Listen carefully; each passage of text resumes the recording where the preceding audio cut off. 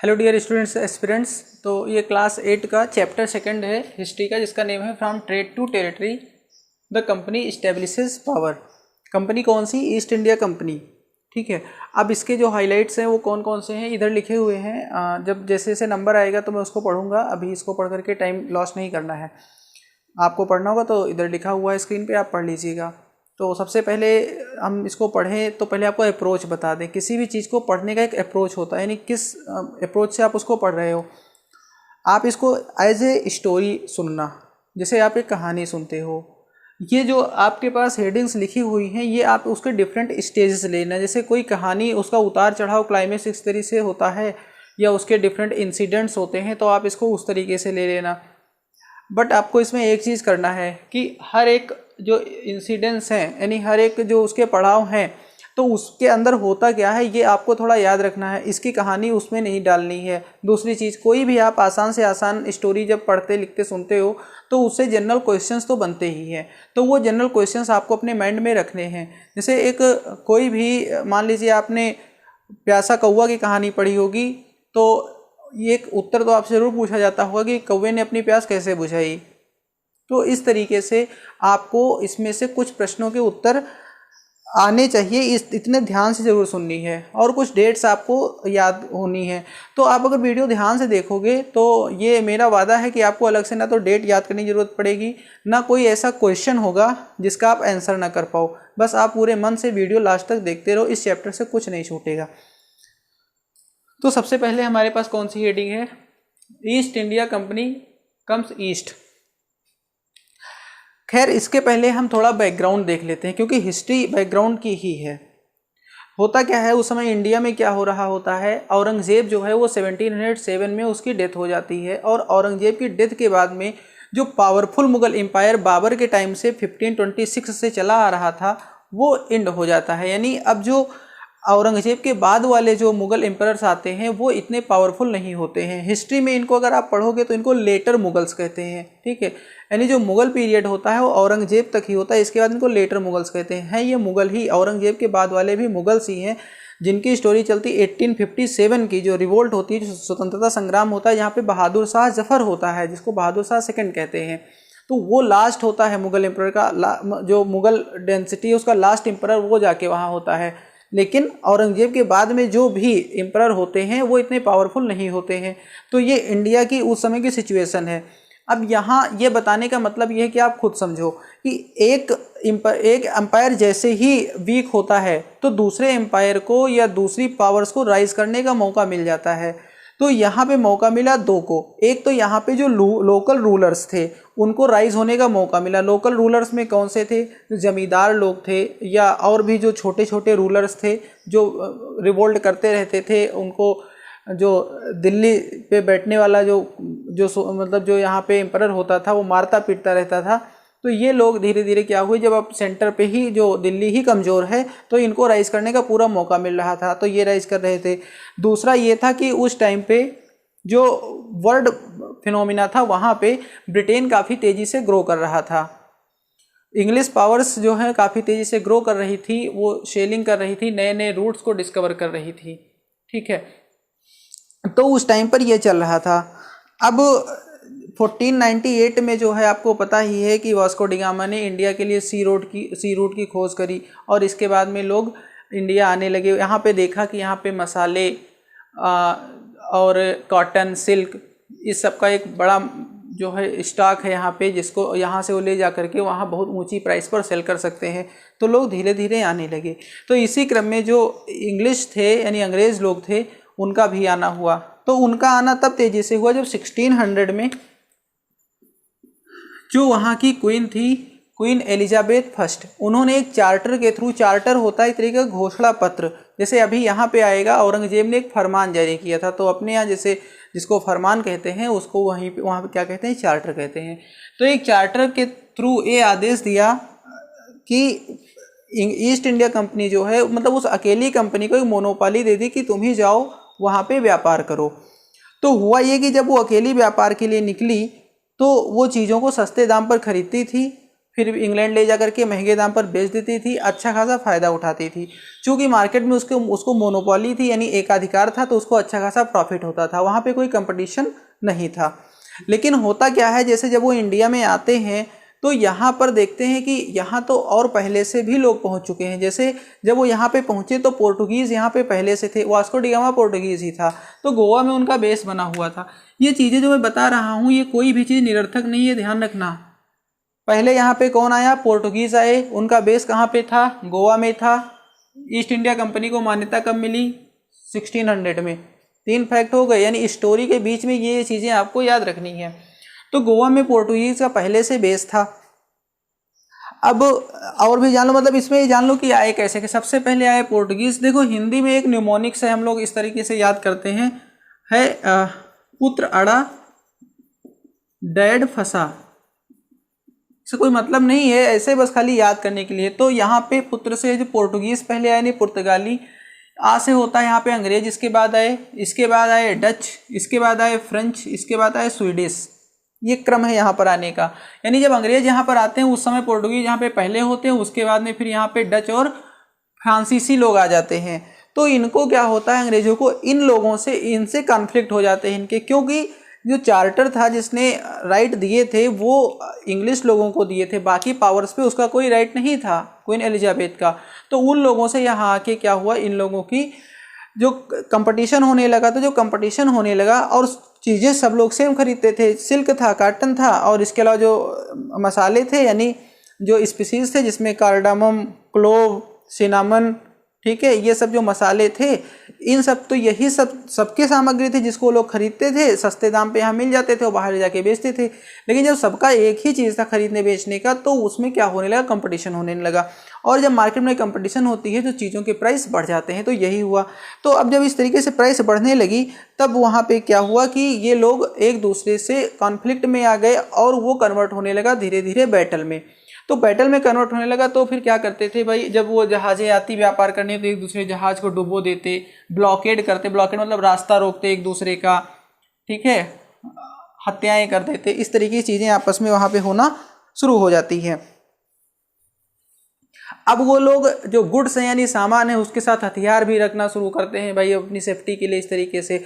और यहाँ पे जो है उनको जो कुछ 1-2 प्लेस मिले थे व्यापार करने के लिए, तो वहाँ पे वो उनको फोर्टिफिकेशन करना उन्हें शुरू कर दिया, यानी किलाबंदी वगैरह। अब वो कर रहे थे दूसरी जो वहाँ पे ट्रेड पावर्स थी उनसे बचने के लिए, लेकिन जो यहाँ पे लोकल रूलर्स थे उनसे भी उनके टेंशन बढ़ने लगे, क्योंकि कोई भी बाहर का आदमी आ करके आप यहाँ पे मिलिट्री बेस बनाने लगेगा तो लोकल रूलर्स को तो भी दिक्कत होगी, आखिर ये कर क्या रहा है, और कल को भाई वो उनके खिलाफ भी अपराइज कर सकता है। तो ये होना वहाँ पे शुरू हो गया। तो अगली हेडिंग क्या है, ईस्ट इंडिया, EIC का शॉर्ट फॉर्म यही है, east India company begins trade in Nepal. तो होता क्या, 1651 में जो ईस्ट इंडिया कंपनी है वो बंगाल में अपना बेस स्थापित करती है, हुगली नदी के किनारे, ठीक है। औरंगजेब जो था, अभी औरंगजेब की डेथ 1607 में हुई है, मैंने रेफरेंस में शुरुआत में कॉन्सेप्ट बताया, ये मत सोचना कि इस समय वो मरा हुआ है, नहीं, अभी इस समय औरंगजेब है। और औरंगजेब ने एक फरमान जारी किया और उसने उनको ड्यूटी में छूट दे दी। ड्यूटी एक टैक्स होता है, ठीक है, तो उसमें उन्होंने उनको छूट दे दी कि उनके कहने पे ठीक है आप अपना व्यापार करिए। तो उन लोगों ने व्यापार करना वहाँ पे शुरू किया था। लेकिन जब ये एक दूसरे से कॉन्फ्लिक्ट में आए तो उस कॉन्फ्लिक्ट में आने की वजह से इन लोगों ने क्या किया, धीरे धीरे आर्म्स एंड एम्यूनिशंस यानी हथियार रखने शुरू कर दिए, किलेबंदी शुरू कर दी। और ये सब 1696 तक आते आते अच्छी खासी किलेबंदी इन लोगों ने शुरू कर दी। वहाँ पे सैनिक वगैरह भी आसपास रख लिए, गन वगैरह भी रखना शुरू कर दिया। इसके अलावा इन्होंने क्या किया, जो लोकल रूलर्स थे उनको ब्राइब किया, यानी घूस वूस दिया, और ये दे करके उन्होंने जमींदारी भी कुछ हथिया ली। जमींदार जैसे होते थे ना कि जमींदार राजा को कुछ टैक्स देते थे और बदले में ज़मीन उनकी होती थी, उस पर जो किसान खेती करते थे वो किसान जमींदार को टैक्स देते थे। तो इन्होंने जो है जमींदारी सिस्टम अपना लिया, वहाँ लोकल ऑफिसर्स जो थे उनको घूस पात दे करके। तो यहाँ इन्होंने ये चीज़ इन्होंने अपना लिया। तो ये 2 चीज़ें हो गई। अब क्या हुआ कि औरंगजेब कुछ चीज़ों से यहाँ पे होने लगा इनसे खफा, यानी नाराज। नाराज इस बात से होने लगा जैसे उसने जो है इनको छूट दिया था ड्यूटीज़ में कंपनी को, लेकिन वहाँ पे जो प्राइवेट लोग थे वो भी अपने ट्रेड जो है वो करते थे और उस पर वो भी ड्यूटी नहीं देते थे। तो औरंगजेब को ये बात बुरी लगती थी। खैर औरंगजेब की डेथ हो जाती है 1707 में, और जो मैंने भी बताया था इसके बाद लोकल जो रूलर्स हैं वो राइज करने लगते हैं। तो उस समय राइज करते हैं बेसिकली जो बंगाल के नवाब्स होते हैं, ठीक है, क्योंकि हमारी हेडिंग में बिगिन स्टेट इन बंगाल और बंगाल में ही उनकी जो है फैक्ट्री स्थापित होती है। यहाँ पे आपसे थोड़ा ये भी पूछा जा सकता है कि फैक्ट्री क्या होती है, तो फैक्ट्री वर्ड बना है फैक्टर से, और फैक्टर क्या होते थे, जो भी ट्रेड करने के लिए फैक्टर्स होते हैं उसके जो कारक होते हैं। अब उसमें ट्रेडमैन आ जाएंगे, कहाँ पे सामान ला करके रखा जाना यानी गोडाउन जैसा जो बनाया जाता है वो, तो ये सब सारी चीज़ें क्या आ जाती हैं, यानी कहाँ से इंपोर्ट करके लाना है तो कहाँ पे उसको रखना है, फिर कहाँ से एक्सपोर्ट करना है, तो ये सब सारी चीज़ें किस में आ जाती है, फैक्टर में। तो वही चीज़ फैक्ट्री है। पूछा भी जा सकता है कि फैक्ट्री क्या है, और आप भाई ये चीज़ देखोगे इस पूरे चैप्टर में, ये देखोगे तब जो ब्रिटिशर्स ने जो चीज़ें शुरू की थी वो बहुत सारी चीज़ें अभी वैसे की वैसे चल रही हैं, सेम नाम से चल रही हैं, अभी भी अपने यहाँ पे वो चीज़ें चल रही हैं। जैसे फैक्ट्री है, फैक्ट्री सारे लोग फैक्ट्री कहते हैं, फैक्ट्री जानते हैं, फैक्ट्री वर्ड वही लेकर के आए थे, वहीं से था। खैर, तो अब जो है बंगाल के नवाब राइज होने लगे, वो काफ़ी पावरफुल थे। अब अगर बंगाल के नवाब की बात करो तो उस समय मुर्शिद कुली खां था। मुर्शिद कुली खां के बाद अलीवर्दी खां आया और इसके बाद आए सिराजुद्दौला। ये तीनों के तीनों काफ़ी ज़्यादा पावरफुल थे।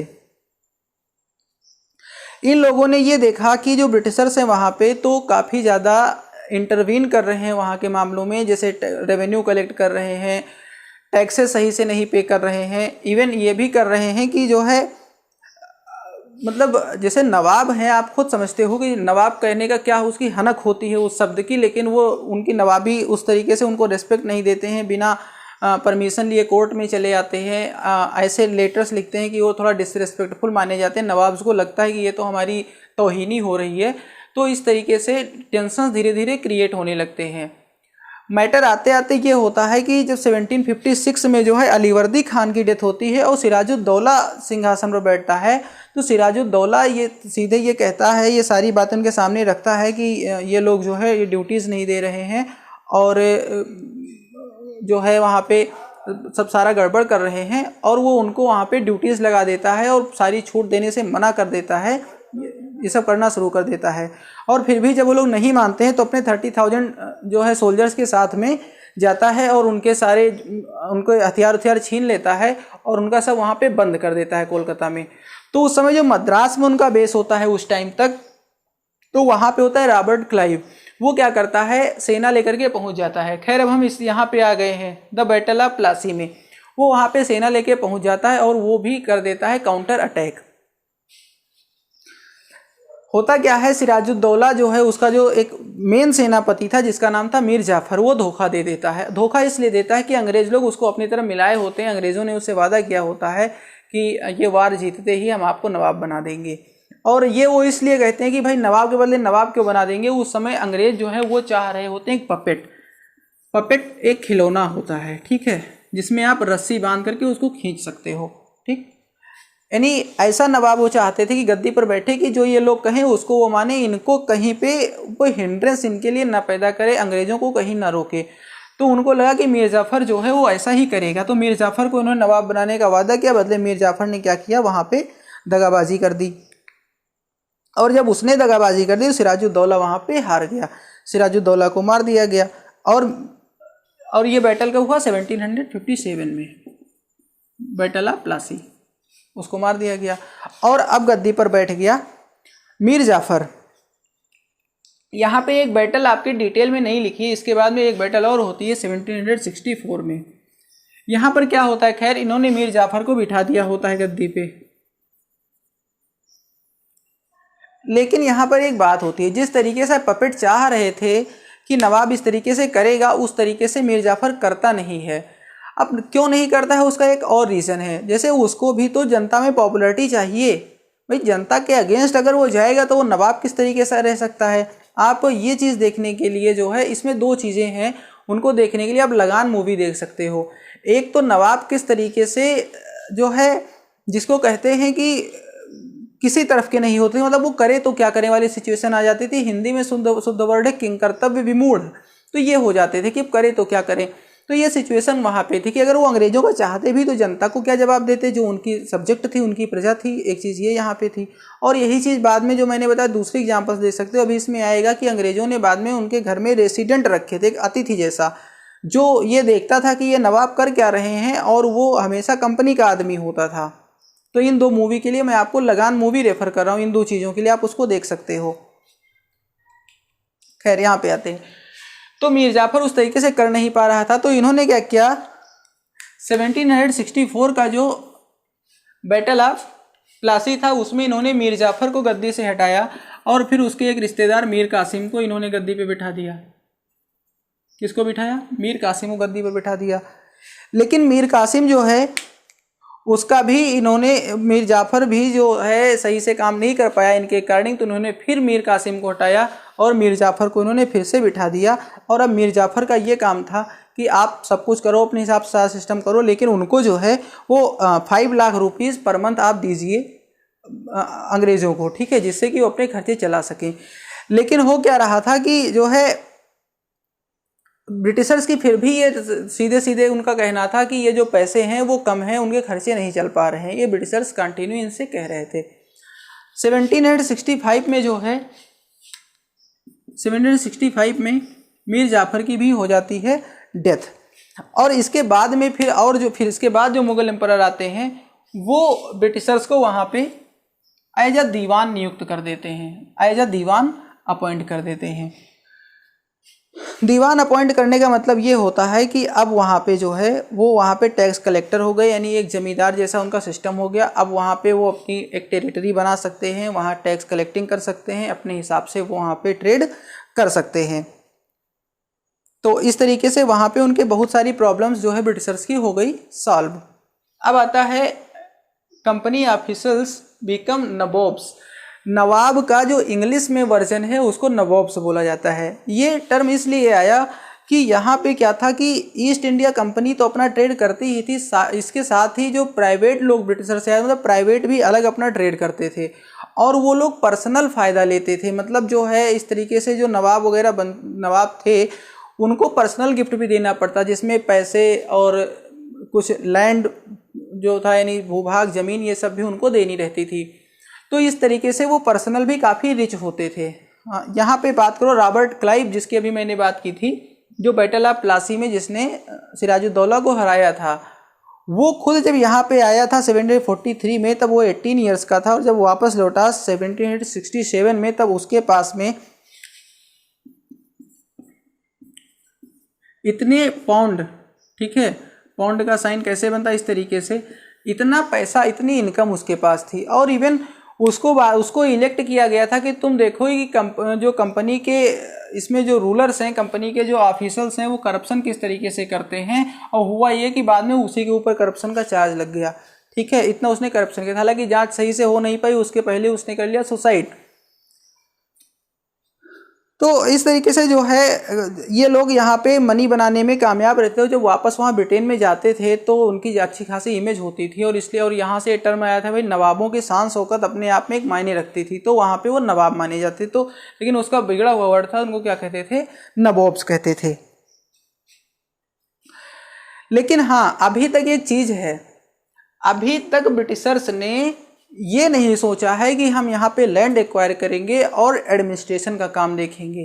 अभी तक इनका यही मोटो है कि हम यहाँ पे ट्रेड करेंगे, व्यापार करेंगे, उनको व्यापार में छूट मिले, बाकी उनको किसी से कोई मतलब नहीं। उन्होंने ये भी जो दो ये वार किए, चाहे प्लासी का वार हो या बक्सर का वार हो, यहाँ पे कभी भी इन्होंने सत्ता नहीं हथियानी चाहिए, रूलिंग पावर इन्होंने कैप्चर नहीं करनी चाहिए। इनका इंटरेस्ट खाली इतना ही था कि इनकी बातें वहाँ मानी जाए, इनको इनके मन मुताबिक ट्रेड करने दिया जाए, ठीक है।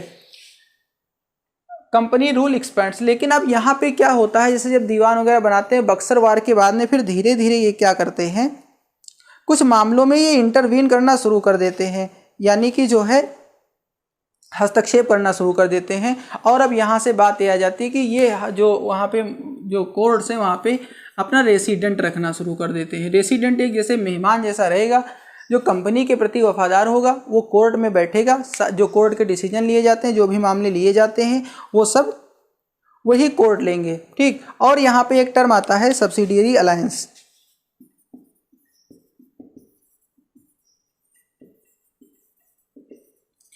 सब्सिडियरी अलायंस, इसमें ये हुआ कि इन्होंने नवाब जो थे उनको ये मना कर दिया कि आप लोग अपनी खुद की सेना रखोगे। इन्होंने कहा तुम्हारी सिक्योरिटी हम करेंगे और उसके लिए जो सेना हम रखेंगे उसके लिए आपको मुझे खर्चे देने होंगे, और वो खर्चा जब आप अगर नहीं दे पाओगे तो पेनाल्टी के तौर पे आपसे जो है मतलब पेनाल्टी लिए, जिसमें ज़्यादा वो क्या करते थे, भूभाग ले लेते थे, को लैंड जो थे वो उनसे ले लेते थे।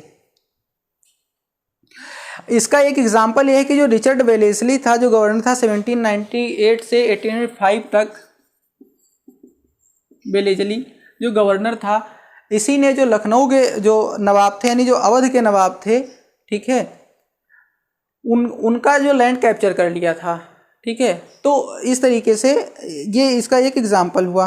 अब आगे आपका आता है टीपू सुल्तान, टाइगर ऑफ बंगाल। टीपू सुल्तान का नेम आपने काफ़ी सुना होगा, काफ़ी फेमस कैरेक्टर है हिस्ट्री का।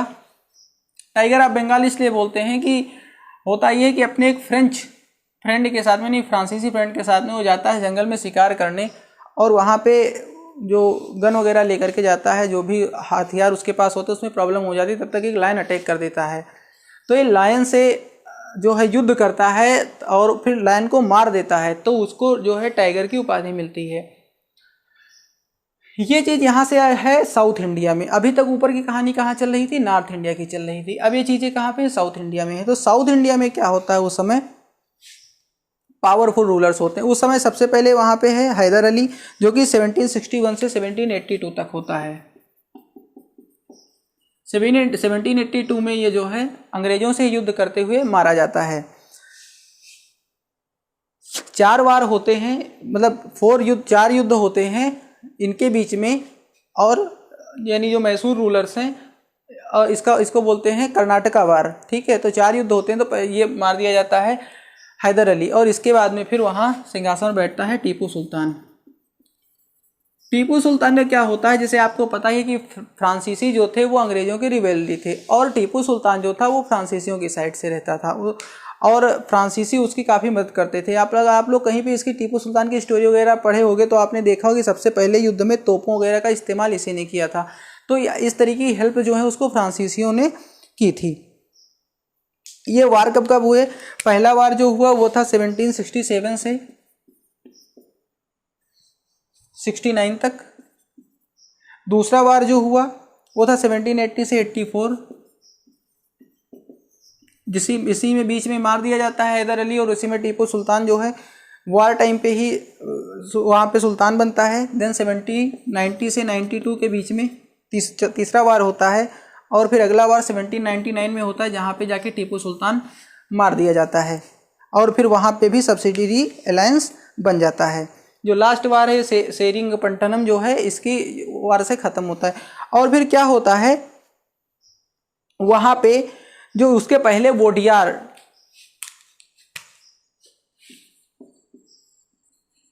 इसके रूलर्स होते हैं वहाँ पे हैदर अली और टीपू सुल्तान से पहले, तो उनको उठा के वो सिंहासन पर बिठा देते हैं अंग्रेज, और इनको सब्सिडियरी अलायंस बना लेते हैं। सब्सिडियरी अलायंस में मैंने बताया ही कि सेना जो है वो लायल रहेगी ब्रिटिश की, उनके घर में एक रेसिडेंट बैठेगा जो लायल रहेगा ब्रिटिश का, यानी उस कोर्ट में जो भी होगा वो ब्रिटिश की इच्छा के खिलाफ नहीं हो सकता है, जो वो चाहेंगे वही होगा। तो ये चीज़ उन्हें कर्नाटक में भी स्थापित कर लिया, यानी अब उत्तर भारत का इधर का टेंशन खत्म अंग्रेजों का, दक्षिण भारत का इधर का टेंशन खत्म, ठीक है। और इनडायरेक्टली क्या हो रहा है, अब कंपनी रूल इस्टेब्लिश हो रहा है। इसके बाद क्या आता है, वार विद मराठास। इसको इरेज कर लेते हैं पहले, बोर्ड खाली हो जाए।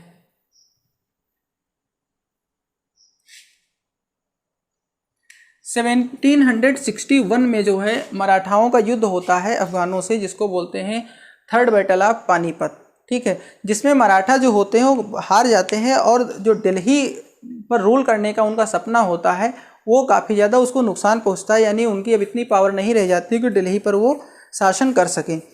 मराठा जो होते हैं वो अलग अलग जो सरदारों में बटे हुए थे, बेसिकली वहाँ पे सिंधिया, होलकर, गायकवाड़ और भोसले ये होते हैं, और इनके जो चीफ होते हैं वो होते हैं पेशवा, जो होती है वहाँ पे जो प्राइम मिनिस्टर की उपाधि होती है वो पेशवा की होती है। ये उनका एक रूलिंग सिस्टम होता है, जिस तरीके से उस तरह वो रहते हैं। और इनका बेसिकली ये कहाँ पे रहते हैं, जो महाराष्ट्र और पुणे ये सब रीजन है, इस जगह पे मराठास होते हैं। तो एक तो मराठास उधर पुअर हो चुके थे और इधर फिर इनसे होती है लड़ाई। तो जो एंग्लो मराठा वार है, यानी अंग्रेजों की मराठाओं की युद्ध होती है, जैसे ये सब पूछे जाते हैं, याद रखना। जैसे पहला एंग्लो कर्नाटक वार 4 हुए, कब कब हुए ये आपको जानना है, ठीक है। प्लासी का वार आपको जानना है, बक्सर का वार आपको जानना है। जैसे मैंने अभी भी कहा था, अभी पहले ही कहा था कि स्टोरी के बीच के इंसिडेंट्स तो आपको याद ही रखने हैं, तो वो आपको जानना है।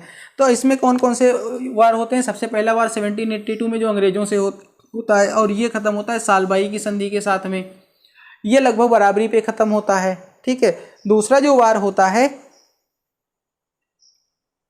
वो आपका होता है 1803 से 1805 के बीच में।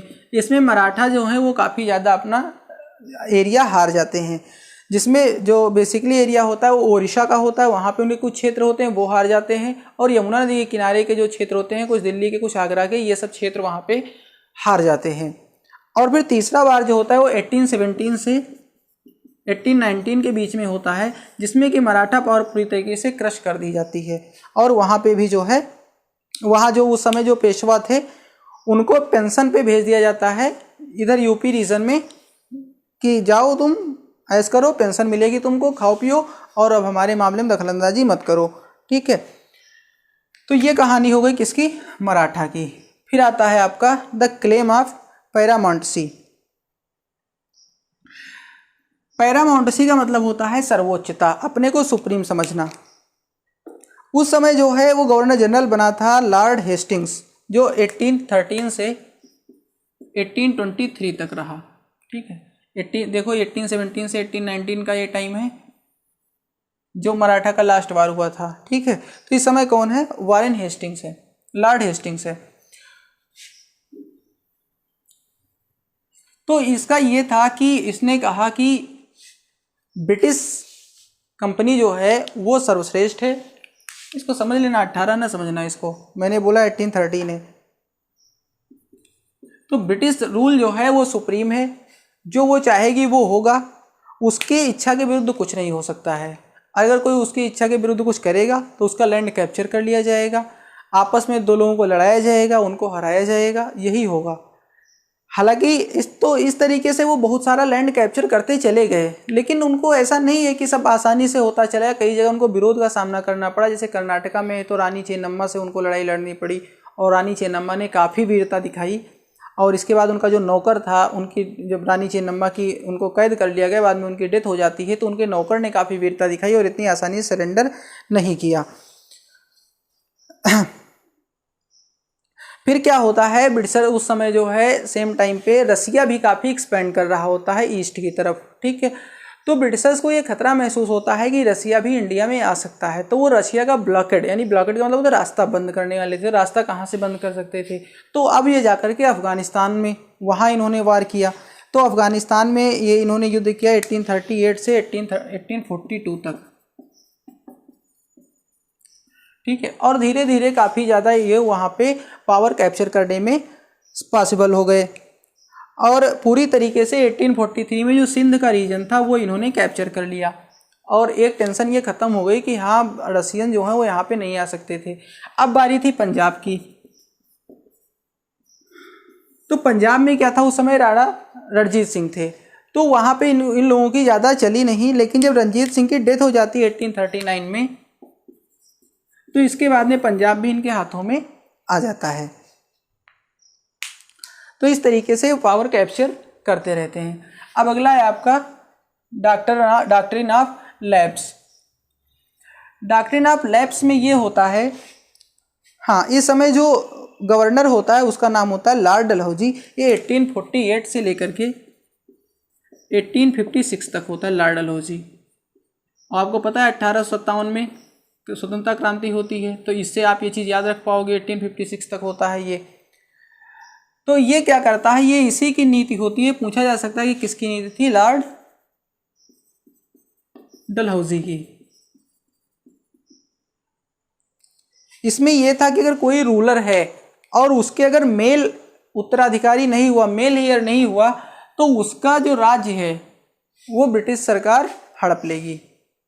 ठीक, इस तरह उसने सतारा, नागपुर, संबलपुर, उदयपुर और झांसी को कैप्चर किया। और वही चीज़ हो रहा था, झांसी की रानी की कहानी तो आप लोगों ने खूब अच्छे से सुनी होगी। उन्होंने दामोदर राव नाम के लड़के को गोद लिया हुआ था, ब्रिटिशर्स ने उसको माना नहीं, तो झांसी की लड़ाई हुई, जिसमें कि झांसी की रानी ने बहुत वीरता, बहुत बहादुरी दिखाई, लेकिन अंततः जो है वो हार गई, क्योंकि वहाँ पे उनके साथ सिंधिया ने धोखा किया, उन्होंने साथ नहीं दिया। यहाँ पे ये चीज़ होती रहती है, तो वही वहाँ पे भी हुआ, क्योंकि सबके अपने अपने इंटरेस्ट होते हैं, तो अपने इंटरेस्ट की वजह से कोई किसी का नहीं साथ देता है, लेकिन इतिहास ही पूरा बदल जाता है, तो वही वहाँ पर भी हुआ। इसके अलावा इन्होंने क्या किया, लेकिन इतने से इनका पेट नहीं भर रहा था, तो अब धीरे धीरे जैसे कुछ चीज़ें यहाँ पे सिस्टम से कर रहे थे, फिर बिना सिस्टम के भी करना शुरू कर दिया। 1856 में क्या किया, जो लखनऊ के नवाब थे, यानी अवध के नवाब, लखनऊ का नवाब बार बार निकलता है क्योंकि वही रीजन ही है, क्षेत्र वही है। तो क्या किया इन्होंने, मिस गवर्नमेंट का उनके ऊपर चार्ज लगाया कि आपकी गवर्नेंस सही से नहीं चल रही है और आप पेनाल्टी नहीं दे पा रहे हो हमारी, और उनको वहाँ से कैप्चर कर लिया। नवाब वाजिद अली शाह का आपने नाम सुना होगा, ठीक है। उनकी नवाबी बहुत ज़्यादा फेमस, उनके बारे में कहानी ये है कि जब ब्रिटिशर्स मतलब आ रहे थे, उनको बंदी बनाने आ रहे थे, तो रानी और उनके बच्चे सब तो सुरंग के सहारे भाग गए, लेकिन सारे लोग भागे, लेकिन ये नहीं भागे। क्यों नहीं भागे, क्योंकि इनके जूते रखे थे, वहाँ पे कोई जूता पहनाने वाला नहीं था, ठीक है। मतलब नवाब है भाई, अब अपने जूते उठा के खुद कैसे पहने, अगर अपने जूते खुद पहन लेंगे तो नवाबी का हैगी। तो इनके बारे में स्टोरी खूब फेमस है कि वो भागे नहीं, वो बंदी बन गए, लेकिन उन्हें अपना जूता नहीं पहना, और जूता उनको अंग्रेजों ने पहनाया। अब ये कहाँ से कहानी मुझे नहीं पता, ये कहानी बहुत फेमस है, बड़ों से अपने पूछिएगा तो आपको पता चल जाएगा। तो बीच में बहुत सारे रिवोल्ट होते रहे, जैसे झांसी की रानी ने रिवोल्ट किया, लखनऊ में बेगम हजरत महल ने रिवोल्ट किया, तो इस तरीके से बीच बीच में क्रांतियाँ होती रही। अब ये आपके सामने मैप है, देखो 1797 में जो ये येलो वाला पार्ट है, इतने में अंग्रेज थे, 1840 तक आते आते इतने पे पहुंच गए, और 1857 तक आते आते इतना पूरा एक्सपेंशन था ब्रिटिशर्स का। तीसरा मैप आप देख लो, ठीक है। अब हमारी थर्ड हेडिंग आती है, setting up a new administration. 1773 का टाइम होता है जब पास होता है रेगुलेटिंग एक्ट, और 1773 से 1785 तक का जो टाइम होता है, इस टाइम पे गवर्नर जनरल होता है वारेन हेस्टिंग्स। दो नाम है, लॉर्ड हेस्टिंग्स, वारेन हेस्टिंग्स से दो अलग अलग नाम है, आप कंफ्यूज मत होना। तो इसने यहाँ पे जो एडमिनिस्ट्रेशन सिस्टम था उस पर काफ़ी ज़्यादा वर्क किया, यानी प्रशासन पे काफ़ी ज़्यादा इसने वर्क किया। उस समय बेसिकली जो 3 एडमिनिस्ट्रेशन यूनिट इन्होंने बना के रखी थी, एक बंगाल था, दूसरा बॉम्बे था जो आज मुंबई है, तीसरा मद्रास था जो आज चेन्नई है। सब जगह पे गवर्नर होते थे, और उन गवर्नर को जो उनका जो सुप्रीम गवर्नर था वो गवर्नर जनरल होता था, जो कि वारेन हेस्टिंग्स था, ठीक है। अब इसने जो है काफ़ी तरीके के एडमिनिस्ट्रेटिव रिफॉर्म्स किए, प्रशासनिक सुधार किए वहाँ पे। उसने सबसे पहले जो है हर डिस्ट्रिक्ट में 2 कोर्ट बनाए। एक कोर्ट जो था वो था आपका क्रिमिनल कोर्ट, यानी जिसको फौजदारी अदालत बोलते हैं। हमने कहा था कि ब्रिटिशर्स की बनाई बहुत सारी चीज़ें अभी, आपको ये सब अभी भी मिलेगा। डिस्ट्रिक्ट लेवल पे 2 तरह की कोर्ट होती है, एक फौजदारी होती है जिसमें क्रिमिनल केसेज होते हैं, दूसरी आपकी जो होती है सिविल कोर्ट होती है जिसमें रेवेन्यू जैसे केसेज होते हैं, यानी टैक्स कलेक्शन वगैरह या राजस्व संबंधी जो मामले होते हैं वो वहाँ पर होते हैं। तो ये सब अभी पूरा सिस्टम है। तो और इसके अलावा उसने क्या किया, जैसे जो प्राइस थे यानी हिंदू पुजारी थे, इसके अलावा मौलवीज थे, उन सबको वहाँ पे रखा कि उनको जो किसी को पनिशमेंट दी जानी है, जो रिलीजियस मैटर है उस पर वो अपना डिसीजन बताएंगे कि उनके शास्त्र, उनके धर्म ग्रंथ क्या कह रहे हैं। तो यहाँ पे मज़ेदार बात ये हुई कि जो पुजारी लोग थे वो धर्मशास्त्र को अपने अपने हिसाब से एक्सप्लेन करते रहते थे, तो इन लोगों को काफ़ी ज़्यादा तंगी होती थी। तो इन्होंने क्या किया, फिर 1775 में इन्होंने जो हिंदुओं के धर्मशास्त्र से उनका इन्होंने ट्रांसलेशन करवा लिया, और जो इन्होंने 1778 में इन्होंने मुस्लिम्स का जो सिस्टम था उसको करवा लिया कि एक सिस्टम बन जाए। बार बार तुम लोग अपने हिसाब से कानून हमें समझा देते हो, संस्कृत में लिखा है हमको पता नहीं क्या बता देते हो, उर्दू में लिखा है पता नहीं क्या बता दो, हम कन्फ्यूज होते रहते हैं, किसी बात पे किसी को ये सज़ा दे दो, सेम टाइम पे तुम कुछ बता देते हो इनको ये सज़ा दे दो। तो उन्होंने उसमें चेंज करवा लिया। फिर देखो एक चीज़ और ये लेकर के आए, कलेक्टर लेकर के आए, मतलब एक प्रशासनिक अधिकारी का नाम है कलेक्टर। नाम ये कलेक्टर का मतलब इकट्ठा करना। तो जो टैक्स कलेक्शन करता था डिस्ट्रिक्ट में, ठीक है, इसके अलावा वो लॉ एंड ऑर्डर देखता था जजेस की हेल्प से और दरोगा की हेल्प से। अब देखो जज इस समय है, दरोगा भी इस समय है, लॉ एंड ऑर्डर और कलेक्शन यानी ये देखने वाला कलेक्टर भी इस समय है। बस इतना है। अब इस कलेक्टर को बोलते कलेक्टर अब भी हैं, लेकिन ज़्यादातर इसको लोग जानते हैं किस नाम से, डीएम यानी डिस्ट्रिक्ट मजिस्ट्रेट के नाम से जानते हैं। पूरी व्यवस्था वही बनाई हुई है जो अंग्रेजों की वहाँ पे बनाई हुई थी। तो इस तरीके से वहाँ पे कामकाज देखता था। फिर आता है आपका कंपनी रूल, यानी यहाँ पे आके धीरे धीरे कंपनी रूल इस्टेब्लिश हो जाता है। अब यहाँ पे है द कंपनी आर्मी। थोड़ी आर्मी की बात कर लेते हैं, किस तरीके से आर्मी काम कर रही थी।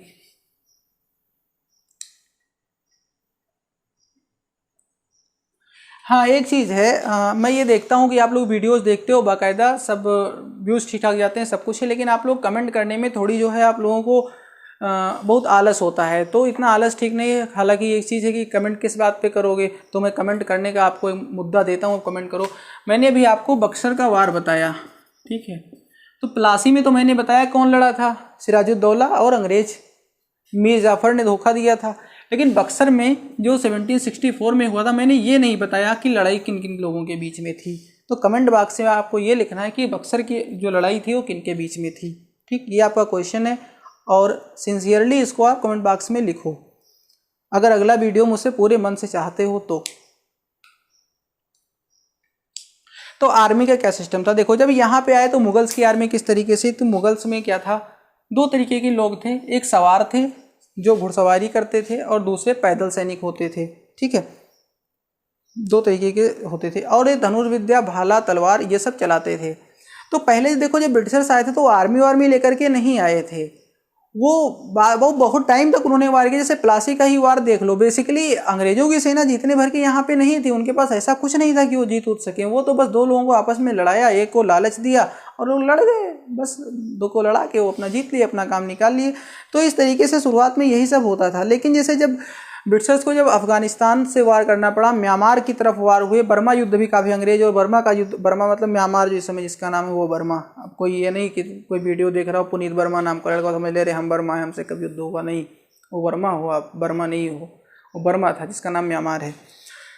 तो जब वहाँ पे वार हुए तो उन लोगों की वार की टैक्टिक्स कुछ अलग थी। अभी आपने हमारे ख्याल से मुगल हिस्ट्री, टर्किश, इन सबको पढ़ा होगा, तो आप देखो कि अलग अलग जगहों की वार टैक्टिक्स अलग अलग थी। जैसे जब यहाँ पे बाबर आया था तो टर्किश को हराने में क्यों कामयाब रहा, क्योंकि इसकी जो वार टेक्निक्स थी वो अलग थी। राजपूत क्यों हार रहे थे, क्योंकि वो लोग बाहरी वाले जो आए थे उनकी वार टेक्टिक्स अलग थी, जो इनसे थोड़ा सुप्रीम थी। ठीक है, तो ये वार टेक्टिक्स काफ़ी ज़्यादा मायने रखते हैं। तो खैर यहाँ पे जो वार टेक्टिक्स थी वो इस तरीके से थी। और उसी तरीके से क्या होता था कि सेना यहाँ पे ब्रिटिशर्स भी यूज़ करते थे। लेकिन जब ब्रिटिशर्स को यहाँ पे ज़्यादा वार करने पड़े और अलग अलग तरीके के लोगों से वार करने पड़े, और वहाँ पे जो अफगानिस्तान वगैरह लोग थे तो वो मस्कट और मैच लॉक्स पहनते थे। आपने बाहुबली मूवी देखी होगी या बहुत सारी युद्ध जिसमें आप देखे होगी जो मतलब जालीदार ऐसे मुखौटा होता है, जैसे दूल्हा पहनता है, तो ऐसे ही वो मेटल वगैरह का बना होता है, सर के ऊपर से पहन लेते हैं। तो ये सब चीज़ें वहाँ पे उनको इंट्रोड्यूस हुई, वो सब उनको देखने को मिली वहाँ पे। तो उन्होंने अपने जो सैनिक की ट्रेनिंग वगैरह थी, इन सब तौर तरीकों को बदलना शुरू किया ब्रिटिशर्स ने। अब उनकी ट्रेनिंग जो है वो ब्रिटिश अंदाज में होने लगी। उस तरीके मार्च पास्ट, ड्रिलिंग और उस तरीके हथियार चलाना, ये सब उनको सिखाए जाने लगे। अब वो यहाँ पे इंडियंस में एक चीज़ और देख रहे थे कि यहाँ की जो आर्मी थी उनमें कास्ट सिस्टम वगैरह ये सब था, अलग अलग कास्ट की अलग अलग आर्मी थी, साथ में पकाते खाते नहीं थे, ये सब सारी चीज़ें थी। लेकिन ब्रिटिशर्स ने इन सब चीज़ों से परहेज़ किया। उनके लिए आर्मी जो था, तो आर्मी का मतलब आर्मी है ना, उसका कोई रिलीजन है ना उसका कोई कास्ट है, ये सब आर्मी से उन लोगों ने हटाना शुरू किया, उनको ब्रिटिश सिस्टम में ट्रेनिंग देना शुरू कर दिया।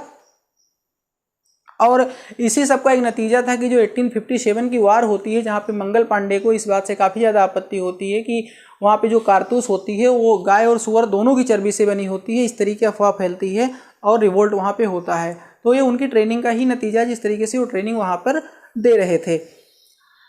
तो कंक्लूजन में यही है कि आपने पूरी जर्नी आपने देख ली। हम बहुत शार्टलाइज करते हैं इसको, कैसे क्या होता है कि औरंगजेब की डेथ होती है 1787 में, तो सेंट्रल पावर कमज़ोर हो जाती है, तो बाकी रीजनल पावर्स राइज करना शुरू कर देती है। अंग्रेज लोग जब यहाँ पे आते हैं तो देखते हैं कि इसके पहले पोर्टुगीज़ यहाँ पे हैं और आके उनका पोर्टुगीज़ से थोड़ा बहुत संघर्ष होता है, फिर फ्रांसीसी आ जाते हैं, डच आ जाते हैं, तो उन लोगों से यानी जो बाहरी लोग ट्रेड करने आए होते हैं उनसे भी उनके कॉन्फ्लिक्ट्स और संघर्ष होते रहते हैं। ठीक है। फिर ये जा करके बंगाल में सेट होते, अपना वहाँ से जो है व्यापार बढ़ाना शुरू कर देते। लेकिन जो इस तरीके से इनका इंटरवीन सिस्टम शुरू होना होता है तो इनका रूलर के साथ में वहाँ पे कॉन्फ्लिक्ट होता चला जाता है और वो कॉन्फ्लिक्ट जा करके चेंज हो जाता है बैटल ऑफ प्लासी में।